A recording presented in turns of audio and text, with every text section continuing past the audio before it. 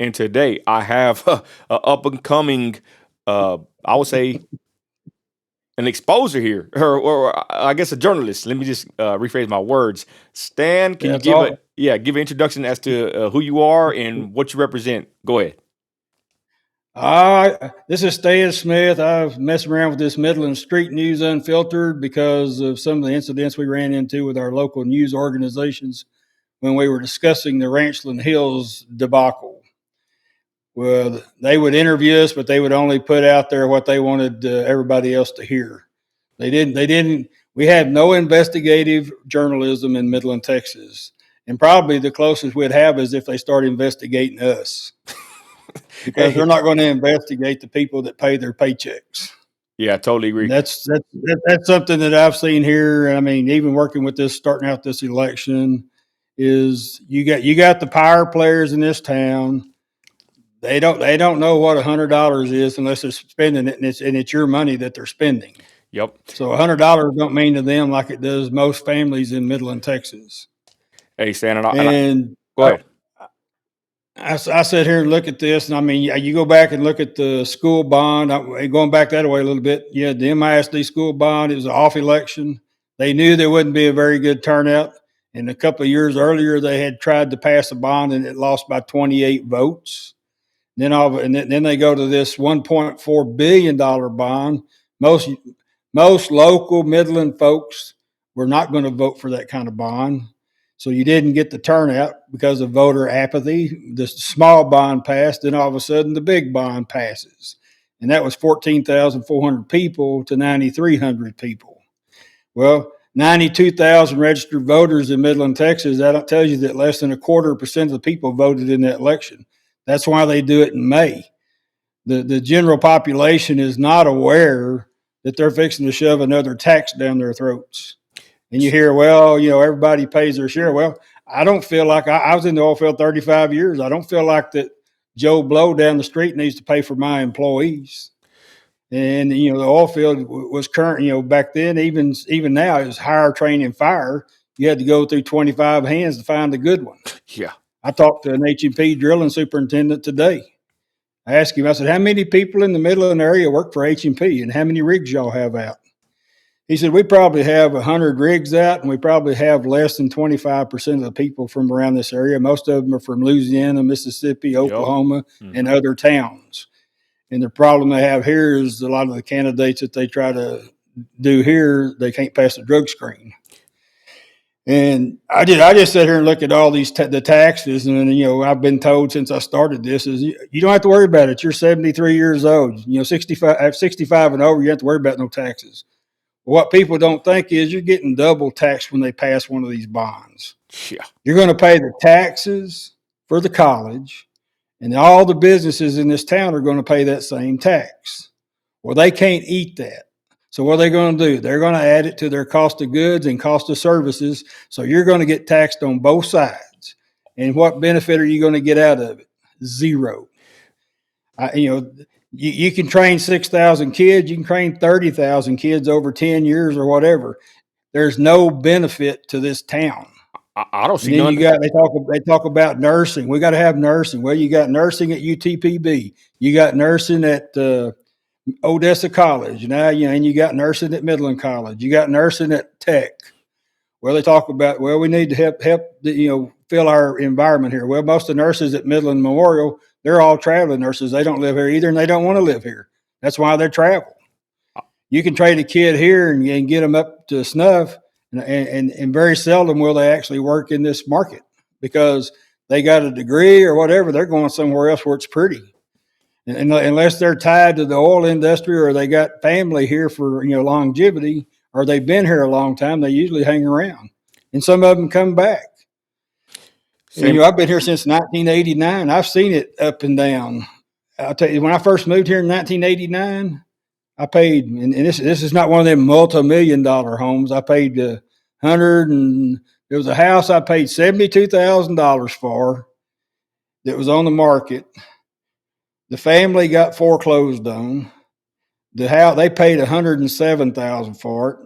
I bought it for 72, and the bank had to pay the remainder. So, 72, that's what, 28, 30. The bank had to pay $35,000 to get rid of that home.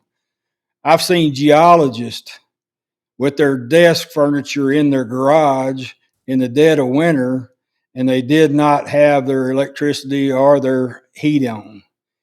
That's the oil business for you. It's ups and downs, and all these people that think it's all fairy tales and they live in high on the hog. They need to take a little bit of knowledge with them from the Depression years. You look at some of these older folks that went through the Depression, them people are still saving stuff.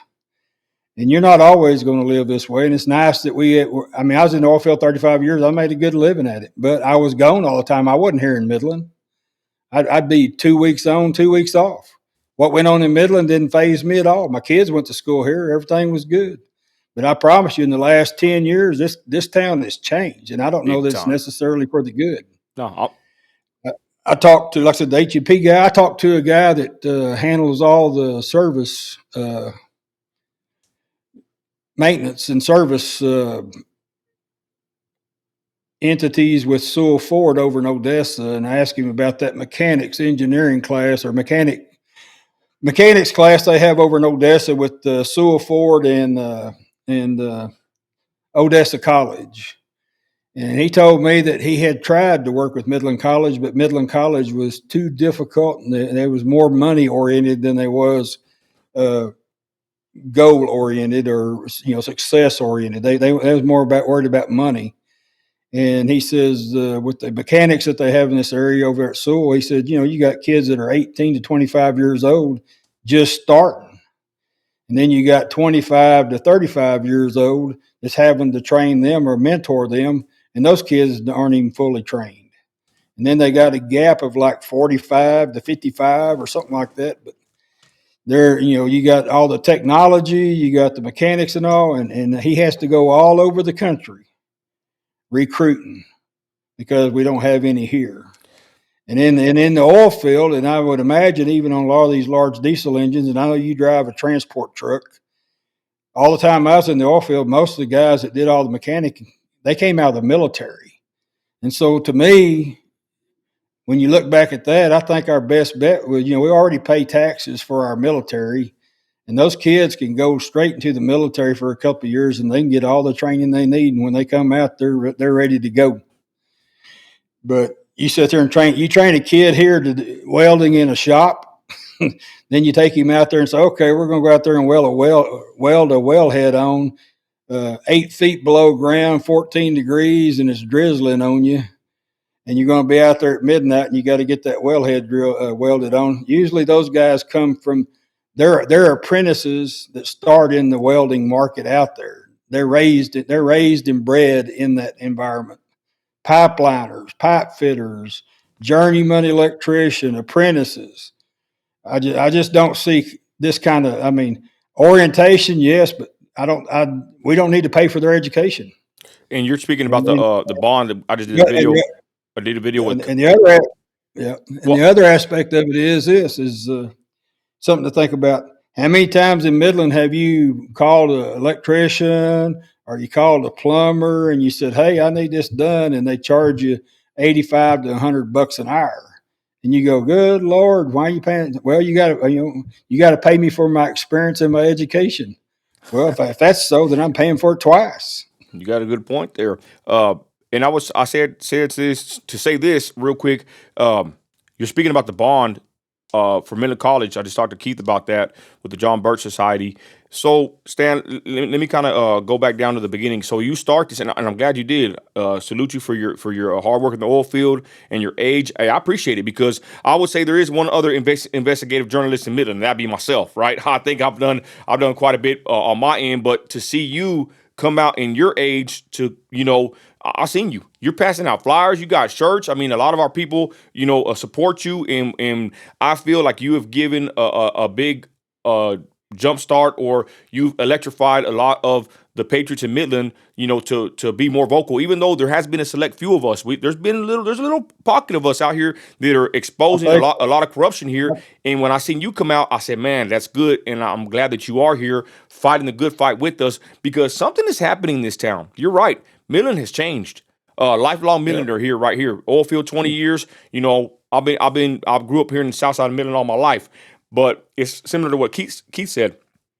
These bonds started popping up recently, and it's like you said, we're paying 3 to 4 different bonds at one time, and then it's over 30, 40 years, and then, like Keith just made a great point, they're going to continue on until either we leave or someone puts a stop to it. This stuff is never ending. It's wasteful spending, and I don't want to pay for nobody's training, to be honest. Well, That ain't my obligation. But from what you've seen mm, in Midland, and you coming out just recently, with your platform and your media and what you're doing, what have you noticed? Have you noticed what we've kind of thought all along, that there's a lot of corruption in this city? What are your thoughts on the overall, feeling or what's happening in Midland? Is there a swamp in Midland? I think so. Your thoughts? I feel like we've got the same thing here that they talked about they had in Washington. We got bureaucrats running our elected officials, but of course, those same bureaucrats are the ones that finance their campaigns. So they're gonna favor where the money comes from. It's the same thing with the news organizations around here. That they're not going to put out anything. I think the most thing I've seen here lately is MRT reporting about the teachers and their pay. And there are just so many things that when they push these bonds, you got with the MISD bond, they're going to add 1 million square feet for maintenance. So the cost of the maintenance on those schools are going to go way up. And another thing that people look at here in Midland, and I've been here a long time. I mean, I remember they passed that big bond to build Grande Communication or a stand, whatever you want to call it. They built that big stadium. Have you ever seen it full? I haven't. I hardly ever go. And from what I've heard, it's like $20,000 a month to maintain it. And Stan, And MISD, they don't want it because it's too expensive to take care of. and what about the horseshoe? Ain't the horseshoe another debacle that they ain't making no money? It's not. The utilization is not that good. That'd make a good trade school. They could have some welding shops out there and some carpenter shops and stuff like that. So, And they could use that parking lot for training truck drivers. Yeah, you got that right. Let's go. It just seems like there is a lot of wasteful spending happening in Midland, and they want us to pay to foot the bill, basically. But you touched on a great point. The media, in this town is despicable, and they're just puppets Yep. of their main corporation that they serve, their entity from Who, ABS. who pays their bills? Exactly, and I've dealt with them That's the locally. bottom line. They are the worst. From Tatum Gwynn to I forgot the other one. There's a couple of them that they're something else, y'all. But the media in Midland, have you ever? I wonder if this is actually how it is across the United States, and I think so because I've seen a clip where they're all reading the same Citizen script. journalism is it. I agree. So your And thoughts? I Go ahead. think the getting out on the streets and talking to people, we will get a better ideal of what people think. But it surprised me passing out them flyers that how many people don't even realize we got bonds coming up and elections coming up. And the reason being is because if they do hear any news or go find any news, it's because all they can find is what the propaganda is. I mean, it's just like I was out there Saturday and I saw them putting up those Midland College work signs. I said they should have on there another tax coming your way. Clearly, what it is. Let's go to the Ranchland Hills situation. A lot of guys don't know about this. I thought if we were more organized, we probably could have saved it. Then again, this is in hindsight. What's the whole situation with Ranchland Hills? What happened and where's it at now? Can you just touch on that real quick, Stan, if you don't mind? What I got about it was Ranchland sold the MISD in 2019. I did a FOIA request through MISD for the sales contracts, the appraisals. I wanted all the communications between the board members and Ranchland. I got the appraisals, and I read the appraisals and went through them, and they had an appraisal for $3.5 million for that course in 2019. And at that time in 1989, they had an ordinance that it couldn't be anything other than a golf course or recreational green space. And anyway, so they went ahead and paid 9.5, and the 3.5 million was based on it being a golf course, continued operations. 3.5 million continued operating as a golf course. Well, they decided they wanted to pay 9.5 million for it, and they did that out of their general fund, which is still taxpayer money. So there's $6 million that was in question there. Anyway, then you go on, and then they leased it back to the Ranchland Hills group, and in October the 31st of 2024 was the final day for golf out there. And of course, the final day of golf out there was a MISD golf tournament, charity golf tournament. Wow. And so, they've moved 278 trees the last I heard. But the thing is, if you go back and look at all the paperwork, you had 3 appraisals, and every one of them had a disclaimer on the bottom of it that said, best fit for purpose, a golf course. And that's on the appraisals. Now they got an appraisal. Then we went to one board meeting and they said, "Oh, all of a sudden, Ranchland's worth." I mean, it had gone up in value. It went to 9.8 million. That justified the 9.5. So all of a sudden, you got one appraisal that had it at 9.8, and they touted that at that board meeting. And all of a sudden, we spent 3.5. Now it's worth 9.8. Well, what changed? The appraisal, the guy who appraised it. And in that appraisal, that's the only appraisal that did not mention the 1989 city ordinance against Ranchland. The city of Midland, our elected officials, put that ordinance on it to protect it. And then there was a suit filed based on the people that lived around the property that had standing, and that went to court. And this judge out of Lubbock ruled against us, although sitting through the whole proceeding, all I saw was MISD and the city of Midland arguing with each other about who did this and who did that. And I thought it looked pretty decent for saving the golf course. But that judge made a ruling, and I have yet to see the opinion of that to know exactly why he ruled that way. But like I said, to me, the MISD still needs to go before the Planning and Zoning Board to get it changed, because it's still zoned for recreational use only, green space. So and it's probably biggest, and it's with the golf course situation here. You had they building a school on Sunset in Odessa. They're building a zoo on top of Nueva Vista, and then they're going to build a school on Ranchland, and then the city is going to invest $25 million in an existing 36-hole course. And then some of them even talking about building another one. And it's like, why would you build another one when you had a beautiful course already there? And it was anyway, that's some of the history of that, and who all was involved and where the money went. That's still yet to be seen. There's still one more lawsuit that's happening. It's a civil lawsuit, so we should hear something on that here before too long. But like I said, I just think there was some bad decisions. And we talk about the people with money in this town. The whole deal about that golf course is the people at Ranchland that was trying to save it. We didn't have no problem with the high school. We just had a problem where they was building it. And the local community that was at Ranchland, we were looking for a win-win situation. Put the golf course somewhere else, put the high school somewhere else, and you got both. Well, these bureaucrats that were involved in this, they were hell-bent on a win-lose. We win, y'all lose. And that's exactly what they done. Wow. All right. So you're doing the Midland Street News. What are your thoughts overall? The people, have they been enjoying your coverage? What's the overall general consensus of when people see you out there or even on social media? How do they feel about your page?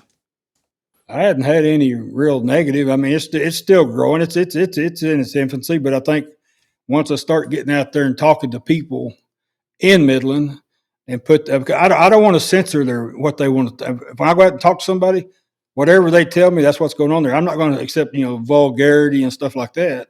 But general concerns about the population, what's going on in this town. It's just like if I was an ambulance driver right now, you'd have to have some kind of godly way to figure out how to get from one side of town to the other. Yeah. Because you got Fairgrounds Road tore up. You got Lamesa Road tore up. You got Midkiff tore up.